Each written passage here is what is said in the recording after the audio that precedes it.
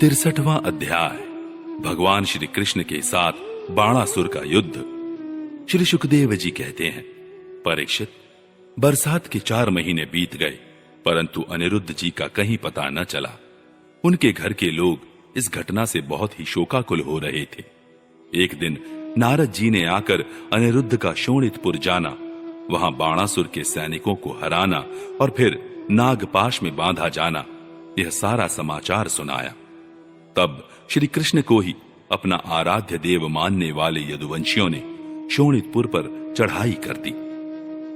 अब श्री कृष्ण और बलराम जी के साथ उनके अनुयायी सभी यदुवंशी प्रद्युम्न, सात्यकी, गद, साम, सारण, नंद, उपनंद और भद्र आदि ने 12 अक्षौहिणी सेना के साथ व्यूह बनाकर चारों ओर से बाणासुर की राजधानी को घेर लिया। जब बाणासुर ने देखा कि यदुवंशियों की सेना नगर के उद्यान, परकोटों, बुर्जों और सिंह द्वारों को तोड़ फोड़ रही है, तब उसे बड़ा क्रोध आया और वह भी 12 अक्षौहिणी सेना लेकर नगर से निकल पड़ा। बाणासुर की ओर से साक्षात भगवान शंकर वृषभ राज नंदी पर सवार होकर अपने पुत्र कार्तिकेय और गणों के साथ रणभूमि में पधारे और उन्होंने भगवान श्री कृष्ण तथा बलराम जी से युद्ध किया। परीक्षित, वह युद्ध इतना अद्भुत और घमासान हुआ कि उसे देखकर रोंगटे खड़े हो जाते थे। भगवान श्री कृष्ण से शंकर जी का और प्रद्युम्न से स्वामी कार्तिक का युद्ध हुआ। बलराम जी से कुंभांड और कूपकर्ण का युद्ध हुआ। बाणासुर के पुत्र के साथ सांब और स्वयं बाणासुर के साथ सात्यकी भिड़ गए। ब्रह्मा आदि बड़े बड़े देवता, ऋषि मुनि, सिद्धचारण, गंधर्व, अप्सराएं और यक्ष विमानों पर चढ़ चढ़कर युद्ध देखने के लिए आ पहुंचे। भगवान श्री कृष्ण ने अपने शारंग धनुष के तीखी नोक वाले बाणों से शंकर जी के अनुचरों भूत, प्रेत, प्रमथ, गुह्य, डाकिनी, यातुधान, वेताल, विनायक, प्रेतगण, मातृगण, पिशाच, कूष्मांड और ब्रह्म राक्षसों को मार मार कर खदेड़ दिया। पिनाकपाणी शंकर जी ने भगवान श्री कृष्ण पर भांति भांति के अगणित अस्त्र शस्त्रों का प्रयोग किया, परंतु भगवान श्री कृष्ण ने बिना किसी प्रकार के विस्मय के उन्हें विरोधी शास्त्रास्त्रों से शांत कर दिया। भगवान श्री कृष्ण ने ब्रह्मास्त्र की शांति के लिए ब्रह्मास्त्र का, वायव्यास्त्र के लिए पार्वतास्त्र का, आग्नेयास्त्र के लिए पर्जन्यास्त्र का और पाशुपतास्त्र के लिए नारायणास्त्र का प्रयोग किया। इसके बाद भगवान श्री कृष्ण ने जृंभणास्त्र से महादेव जी को मोहित कर दिया। वे युद्ध से विरत होकर जंभाई लेने लगे। तब भगवान श्री कृष्ण शंकर जी से छुट्टी पाकर तलवार, गदा और बाणों से बाणासुर की सेना का संहार करने लगे। इधर प्रद्युम्न ने बाणों की बौछार से स्वामी कार्तिक को घायल कर दिया। उनके अंग अंग से रक्त की धारा बह चली। वे रणभूमि छोड़कर अपने वाहन मयूर द्वारा भाग निकले। बलराम जी ने अपने मूसल की चोट से कुंभांड और कूपकर्ण को घायल कर दिया। वे रणभूमि में गिर पड़े। इस प्रकार अपने सेनापतियों को हताहत देखकर बाणासुर की सारी सेना तितर बितर हो गई। जब रथ पर सवार बाणासुर ने देखा कि श्री कृष्ण आदि के प्रहार से हमारी सेना तितर बितर और तहस नहस हो रही है, तब उसे बड़ा क्रोध आया। उसने चिढ़कर सात्यकी को छोड़ दिया और वह भगवान श्री कृष्ण पर आक्रमण करने के लिए दौड़ पड़ा। परीक्षित, रणोन्मत्त बाणासुर ने अपने 1000 हाथों से एक साथ ही 500 धनुष खींचकर एक एक पर 2-2 बाण चढ़ाए, परंतु भगवान श्री कृष्ण ने एक साथ ही उसके सारे धनुष काट डाले और सारथी, रथ तथा घोड़ों को भी धराशायी कर दिया एवं शंख ध्वनि की। कोटरा नाम की एक देवी बाणासुर की धर्म माता थी। वह अपने उपासक पुत्र के प्राणों की रक्षा के लिए बाल बिखेरकर नंग धड़ंग भगवान श्री कृष्ण के सामने आकर खड़ी हो गई। भगवान श्री कृष्ण ने इसलिए कि कहीं उस पर दृष्टि न पड़ जाए, अपना मुंह फेर लिया और वे दूसरी ओर देखने लगे। तब तक बाणासुर धनुष कट जाने और रथहीन हो जाने के कारण अपने नगर में चला गया। इधर जब भगवान शंकर के भूतगण इधर उधर भाग गए, तब उनका छोड़ा हुआ 3 सिर और 3 पैर वाला ज्वर 10 दिशाओं को जलाता हुआ सा भगवान श्री कृष्ण की ओर दौड़ा। भगवान श्री कृष्ण ने उसे अपनी ओर आते देखकर उसका मुकाबला करने के लिए अपना ज्वर छोड़ा। अब वैष्णव और माहेश्वर दोनों ज्वर आपस में लड़ने लगे। अंत में वैष्णव ज्वर के तेज से माहेश्वर ज्वर पीड़ित होकर चिल्लाने लगा और अत्यंत भयभीत हो गया। जब उसे अन्यत्र कहीं त्राण न मिला तब वह अत्यंत नम्रता से हाथ जोड़कर शरण में लेने के लिए भगवान श्री कृष्ण से प्रार्थना करने लगा। ज्वर ने कहा, प्रभु, आपकी शक्ति अनंत है। आप ब्रह्मादि ईश्वरों के भी परम महेश्वर हैं। आप सबके आत्मा और सर्व स्वरूप हैं। आप अद्वितीय और केवल ज्ञान स्वरूप हैं। संसार की उत्पत्ति, स्थिति और संहार के कारण आप ही हैं। श्रुतियों के द्वारा आपका ही वर्णन और अनुमान किया जाता है। आप समस्त विकारों से रहित स्वयं ब्रह्म हैं। मैं आपको प्रणाम करता हूं। काल, दैव, कर्म, जीव, स्वभाव, सूक्ष्म भूत, शरीर, सूत्रात्मा, प्राण, अहंकार, एकादश, इंद्रियां और पंचभूत, इन सब का संघात लिंग शरीर और बीजांकुर न्याय के अनुसार उससे कर्म और कर्म से फिर लिंग शरीर की उत्पत्ति, यह सब आपकी माया है। आप माया के निषेध की परम अवधि हैं। मैं आपकी शरण ग्रहण करता हूं। प्रभु, आप अपनी लीला से ही अनेकों रूप धारण कर लेते हैं और देवता, साधु तथा लोक मर्यादाओं का पालन पोषण करते हैं। साथ ही उन्मार्गगामी और हिंसक असुरों का संहार भी करते हैं। आपका यह अवतार पृथ्वी का भार उतारने के लिए ही हुआ है। प्रभु, आपके शांत, उग्र और अत्यंत भयानक दुस्सह तेज ज्वर से मैं अत्यंत संतप्त हो रहा हूं। भगवान, देहधारी जीवों को तभी तक ताप संताप रहता है जब तक वे आशा के फंदों में फंसे रहने के कारण आपके चरण कमलों की शरण नहीं ग्रहण करते। भगवान श्री कृष्ण ने कहा, त्रिशिरा, मैं तुम पर प्रसन्न हूं। अब तुम मेरे ज्वर से निर्भय हो जाओ। संसार में जो कोई हम दोनों के संवाद का स्मरण करेगा उसे तुमसे कोई भय न रहेगा। भगवान श्री कृष्ण के इस प्रकार कहने पर माहेश्वर ज्वर उन्हें प्रणाम करके चला गया। तब तक बाणासुर रथ पर सवार होकर भगवान श्री कृष्ण से युद्ध करने के लिए फिर आ पहुंचा। परीक्षित, बाणासुर ने अपने 1000 हाथों में तरह तरह के हथियार ले रखे थे।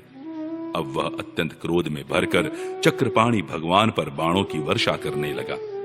जब भगवान श्री कृष्ण ने देखा कि बाणासुर ने तो बाणों की झड़ी लगा दी है, तब वे छुरे के समान तीखी धार वाले चक्र से उसकी भुजाएं काटने लगे, मानो कोई किसी वृक्ष की छोटी छोटी डालियां काट रहा हो। जब भक्त वत्सल भगवान शंकर ने देखा कि बाणासुर की भुजाएं कट रही हैं, तब वे चक्रधारी भगवान श्री कृष्ण के पास आए और स्तुति करने लगे।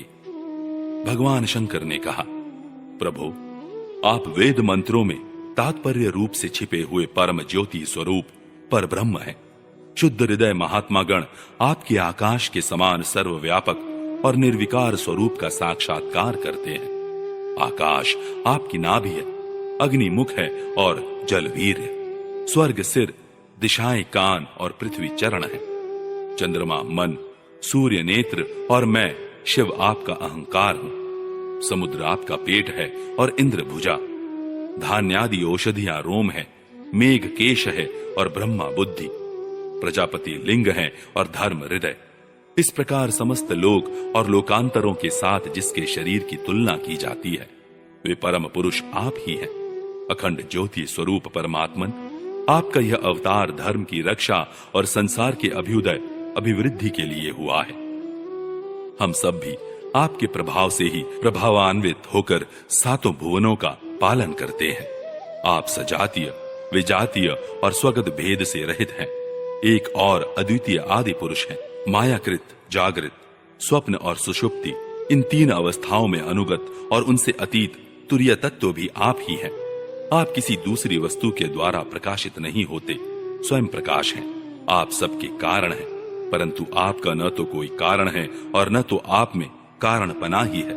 भगवान, ऐसा होने पर भी आप तीनों गुणों की विभिन्न विषमताओं को प्रकाशित करने के लिए अपनी माया से देवता, पशु पक्षी, मनुष्य आदि शरीरों के अनुसार भिन्न भिन्न रूपों में प्रतीत होते हैं। प्रभु, जैसे सूर्य अपनी छाया बादलों से ही ढक जाता है और उन बादलों तथा विभिन्न रूपों को प्रकाशित करता है, उसी प्रकार आप तो स्वयं प्रकाश हैं, परंतु गुणों के द्वारा मानो ढक से जाते हैं और समस्त गुणों तथा गुणाभिमानी जीवों को प्रकाशित करते हैं। वास्तव में आप अनंत हैं। भगवान, आपकी माया से मोहित होकर लोग स्त्री पुत्र देह गेह आदि में आसक्त हो जाते हैं और फिर दुख के अपार सागर में डूबने उतराने लगते हैं।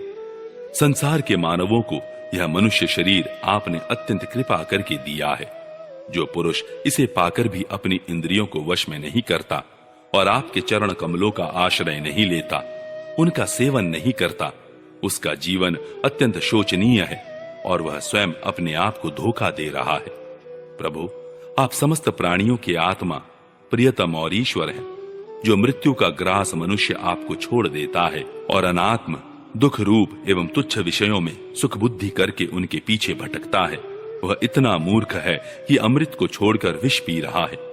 मैं, ब्रह्मा, सारे देवता और विशुद्ध हृदय वाले ऋषि मुनि सब प्रकार से और सर्वात्म भाव से आपके शरणागत हैं, क्योंकि आप ही हम लोगों के आत्मा, प्रियतम और ईश्वर हैं। आप जगत की उत्पत्ति, स्थिति और प्रलय के कारण हैं। आप सब में सम, परम शांत, सबके सुहृद आत्मा और इष्ट देव हैं। आप एक, अद्वितीय और जगत के आधार तथा अधिष्ठान हैं।